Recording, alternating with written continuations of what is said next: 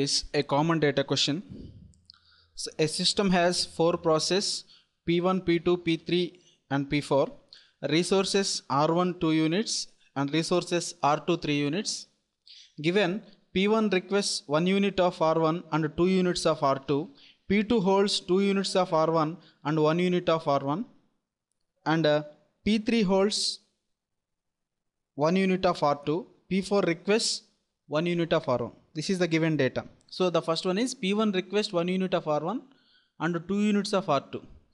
And P2 holds 2 units of R1 and 1 unit of R2. This is R2. It is holding 2 units of R1 and 1 unit of R2. P3 holds 1 unit of R2. P4 requests 1 unit of R1. Then question number 1 on this data is, which of the process cannot complete before completion of P2? Options P1 only, P4 only, P1 and P4, D, P1, P3, P4. So these are the four options given.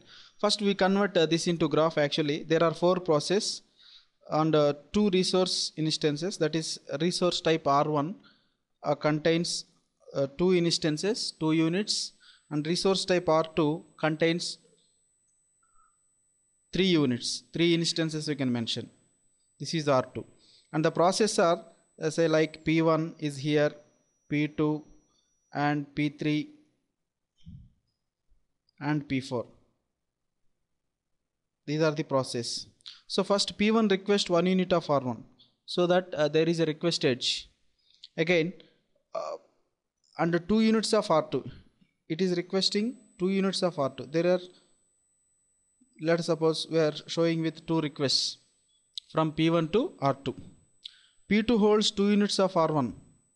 P2 is holding 2 units of R1, means both the resources are allocated to P2 from R1. Again P2 holds 2 units of R1 and 1 unit of R2 also. So P2 1 unit of R2 is also held by the process P2. Again P3 holds 1 unit of R2. P3 is holding 1 unit of R2. So only 1 unit of R2 is available.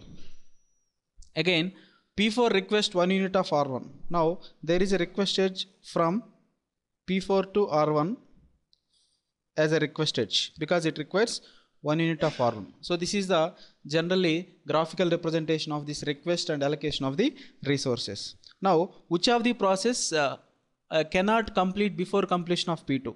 So P2 is holding, what are the resources? 2 instances from R1. There were no instance available from R1, and P2 is holding 1 instance from R2 also, resource R2 also. So what are the process that cannot be finished before the finishing of P2? Because P1 is requesting R1 instance and also R2 instances, and P4 is also requesting R1 instance. P3 is not requesting anything. That is why we cannot finish P1 and P4, because after finishing of P2 all the resources will be released, so that P1 and P4 the resources are sufficient. That's why we cannot finish P1 and P4 without the completion of P2. So that we can opt for these two processes. P1 and P4 cannot complete before completion of P2. So option C is the right option here. And there is another question on this, the same data. What is the minimum extra requirement of resource R1 or R2 to make the system deadlock free?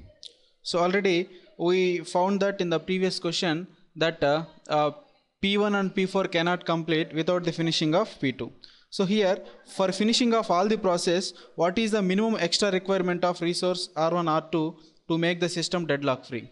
So here no extra resource are required since the system is not deadlocked, because we can execute first P2 because the resources available is R1 0, R2 1.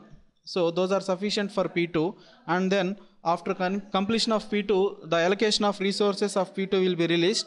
Then we can execute P4, next P3, next P1. So the resources are sufficient for all the process.